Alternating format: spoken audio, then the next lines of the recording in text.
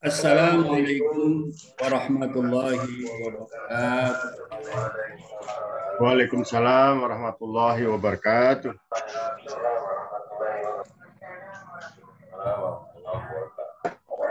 Warahmatullahi wabarakatuh.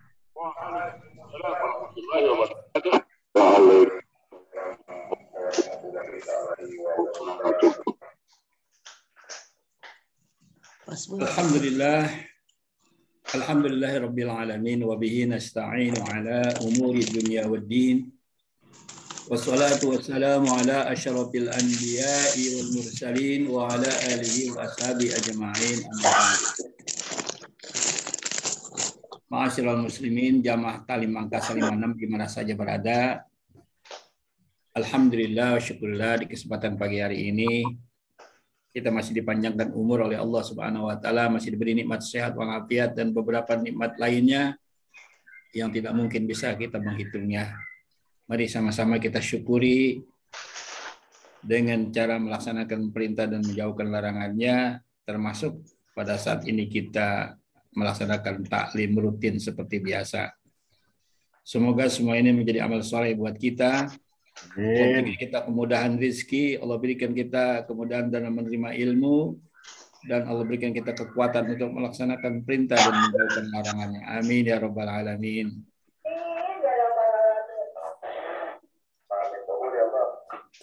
Halaman 56 Syiras Salikin, jilid pertama.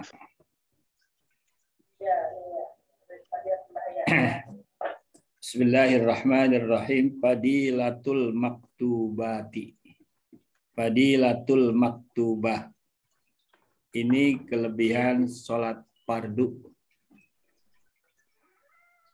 Kita sering membahas sholat, tapi pada kesempatan ini yang kita jelaskan makna dari sholat.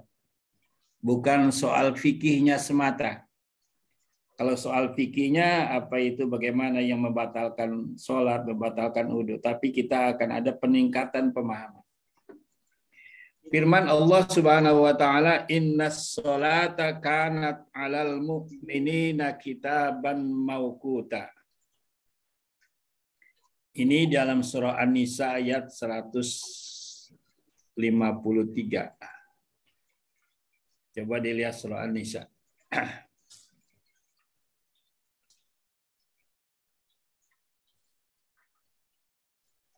Firman Allah, "Faiza qadaytumus salata fazkurullaha qiyaman wa qu'udan wa 'ala junubikum. Faizat ma'nantum faqimus shalah innas salata kanat 'alal mu'minina kitaban mauquta." Itu lengkap ayatnya. Apabila Anda telah melaksanakan sholat, apabila kita sudah menunaikan sholat 5 waktu, fazkurullaha, maka sebutlah Allah banyak-banyak. Zikirlah. Jadi ini perintah melaksanakan sholat dan zikir. Fazkurullaha qiyaman. Berzikirlah pada Allah baik dalam keadaan berdiri, wa qu'udan, dan dalam keadaan duduk, wa ala junubikum, dan juga dalam keadaan berbaring. Faizat ma'nantum, maka apabila sudah aman, faqimus shalah, maka dirikan salat seperti biasa. Innas sholata kanat 'alal mu'minina kitaban mauquta. Sesungguhnya salat buat orang-orang yang mukmin itu sudah ada waktu-waktunya tertentu. Ayat ini turun berkenaan dengan salat khauf, salat ketika dalam peperangan. Salat dalam ketika peperangan berbeda dengan salat ketika dalam keadaan aman seperti biasa. Jadi walaupun salat dalam keadaan khauf tetap salat, dalam peperangan waktu datang salat tetap salat. Namun kaifiat salatnya yang berbeda. Ada beberapa rukun ya yang kadang-kadang kurang sempurna dan sebagainya. Tapi tetap fazkurullaha, apabila kamu selesai sholat, zikir. Tetap ada zikirnya. qiyaman sambil berdiri, wa qu'udan sambil duduk. Mungkin habis sholat langsung tiarap, ya, karena datang musuh, tetap sambil tiarap, sambil zikir. Wa ala junubikum, dan juga ada saat dalam keadaan berbaring juga tetap berzikir. Kalau dalam kondisi khauf saja masih diperintahkan berzikir, apalagi dalam keadaan tenang. Tapi karena belum paham, akhirnya sholat ya sholat aja. Habis sholat, Allahumma, lantas jalan. Nggak ada zikirnya sedikit pun. Nah ini saudara, coba kita lihat surah An-Nisa ayat 53. Jadi zikir adalah bagian dari sholat. Ya, walaupun sambil berjalan. Bagi mereka yang singgah di satu tempat karena datangnya waktu sholat. Kemudian selesai sholat dia bangun lagi, berangkat lagi, pegang setir mobil, pegang motor, berangkat lagi. Masih diperintahkan sholat sambil berjalan. Zikir sambil berjalan. Itu mestinya. Jangan karena dalam perjalanan akhirnya zikirnya jadi hilang. Ayo kita pahami bahwa zikir itu adalah bagian dari sholat. Oleh karena itu, saudara-saudara sekalian, ada hadis Nabi dari Abu Hurairah. An Abi Hurairah, man sabbahallah dubura kulla salatin salasan wa salasina wa hamidallah salasan wa salasina wa kabbarallah salasan wa salasina fatilka tis'atu wa tis'una wa qala tamamul mi'ah la ilaha illallah wahdahu la syarikalah lahul mulku wa lahul hamdu wa huwa ala kulli syai'in qadir ghufirat khotoyahu wa in kanat mislu zabadil bahri. Hadis dari Abu Hurairah, barang siapa yang membaca tasbih setelah sholat 5 waktu, dubura kulli sholatin, di belakang sholat atau sesudah sholat 5 waktu, membaca tasbih subhanallah subhanallah 33 kali, wa hamidallah, dan baca alhamdulillah 33 kali, wa kabbarallah, dan membaca Allahu Akbar 33 kali, jadilah 99 kali. Wa qala tamamul mi'ah, kemudian berkata ia sempurnakan sampai 100 dengan kalimat la ilaha illallah wahdahu la syarikalah lahul mulku wa lahul hamdu wa huwa ala kulli syai'in qadir. Ghufirat khotoyahu, akan diampuni dosanya, wa in kanat mislu zabadil bahri, walaupun dosanya sebanyak buih air laut. Jadi ada zikir yang sekurang-kurangnya zikir, ada zikir yang sedang, ada zikir yang panjang. Biasanya ulama mengajarkan kita, sudah membiasakan di musola-musola, di masjid-masjid, zikir ba'da sholat 5 waktu. Zikir ba'da sholat maghrib agak panjang, sempurna sampai tahlil segala. Zikir sholat subuh juga panjang, pakai tahlil segala.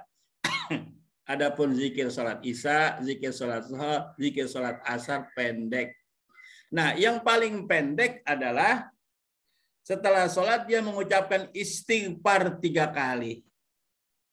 Kemudian dia mengucapkan la ilaha illallah wahdahu la syarikalah lahul mulku wa lahul hamdu yuhyi wa yumitu wa huwa ala kulli syai'in qadir. Kalau yang panjangnya 10, kalau yang pendeknya 3 kali. Karena barang siapa yang membaca kalimat itu diampuni juga dosanya. Setelah itu membaca Allahumma antas salam wa minkas salam wa ilaika ya'udus salam. Fahayyina rabbana bisalam wa adkhilnal jannata darus salam. Tabarakta rabbana wa ta'ala ya dzal jalali wal ikram. Allahumma la mani'a lima a'taita wa la mu'tiya lima mana'ta. Wa la radda lima qadaita wa la yanfa'u dzal jaddi minkal jadd. Ilahi ya Rabbi subhanallah. Dibaca 33 kali. Alhamdulillah, alhamdulillah. Allahu akbar. Selesai. Ditutup dengan la ilaha illallah wahdahu la syarikalah lahul mulku wa lahul hamdu wa huwa ala kulli syai'in qadir. Kemudian doa. bangun dia dari sholat, diampuni dosanya. Walaupun sebanyak buih air laut. Selama dia tidak melakukan dosa-dosa besar. Jadi antara sholat yang satu dengan sholat lainnya, antara sholat zuhur dengan asar, antara asar dengan maghrib, antara maghrib dengan isya, antara isya dengan subuh, mukaffiratul lisunubihim, dapat mengampuni dosa-dosa selama ia tidak melakukan dosa-dosa besar. Itulah sholat 5 waktu. Jadi oleh karena itu para jamaah sekalian, umur kita, usia kita yang sudah seperti ini, paling tidak minimal sudah ada umur yang pala 5, pala 6, pala 7. Tidak ada kata lain.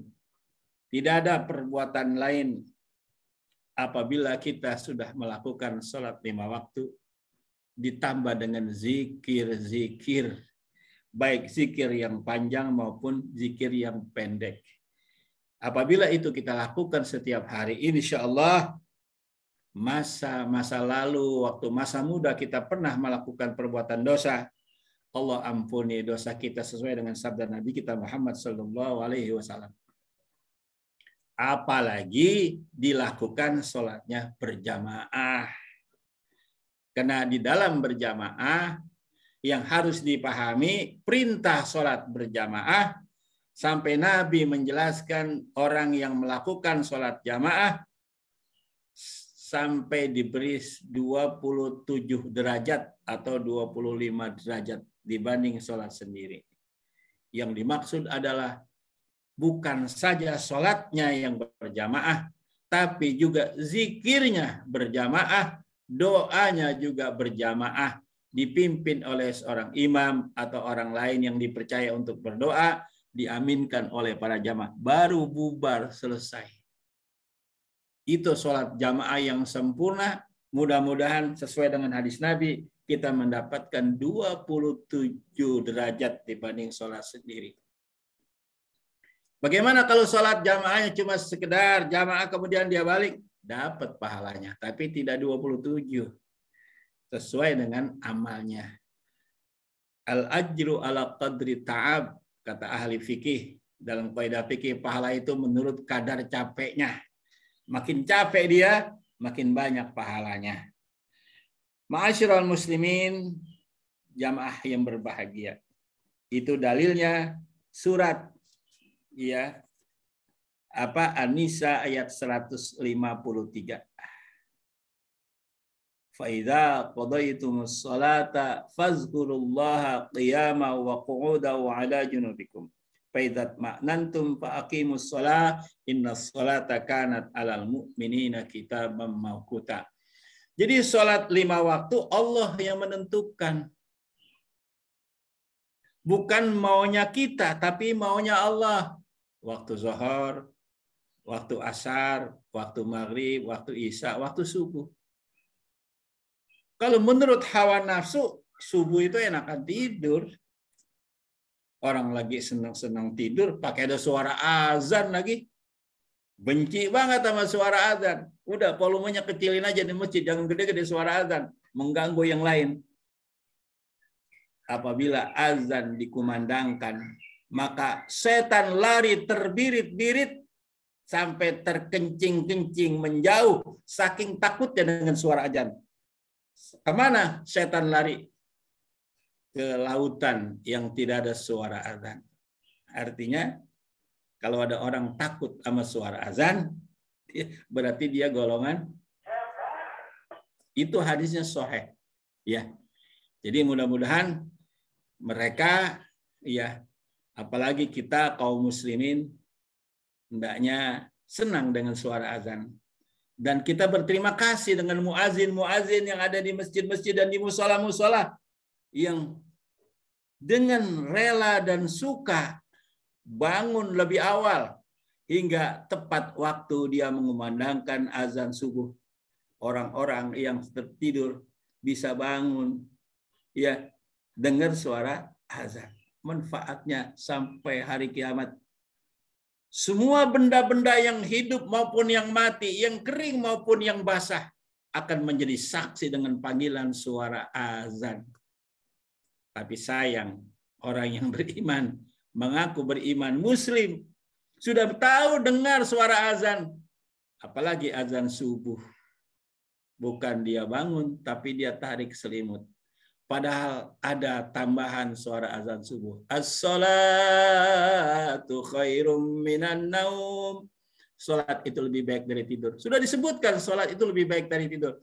Tapi ia mengatakan, syaitoniah yang mengatakan di dalam dirinya, enakan tidur daripada. Nah, saudara-saudara sekalian, kita lanjut.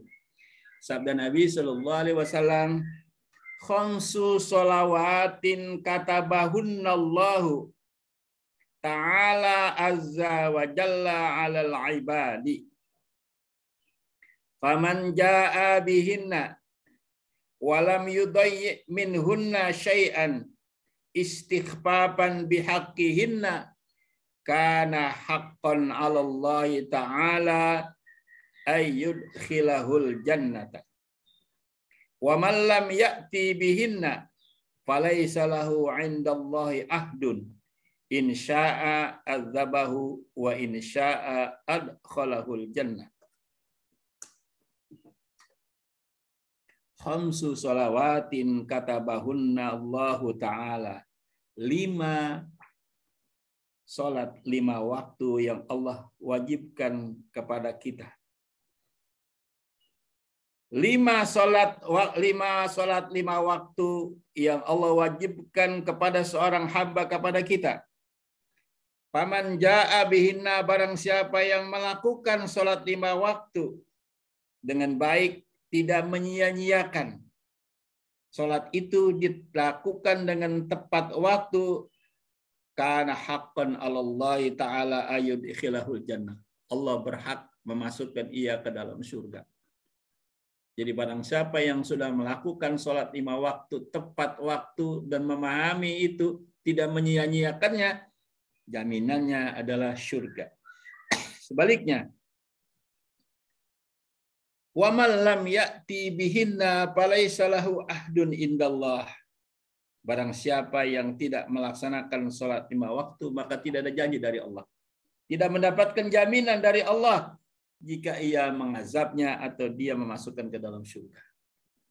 Ini hadis ya sahih ya, yang menjelaskan kepada kita harus yakin apabila kita telah melakukan sholat 5 waktu dengan benar, tepat waktu, insya Allah sesuai dengan hadis ini, Allah masukkan kita ke dalam surga. Para jamaah sekalian yang berbahagia, wallazina yu'minuna bil akhirati yu'minuna bihim wa hum ala sholawatihim yuhafizun.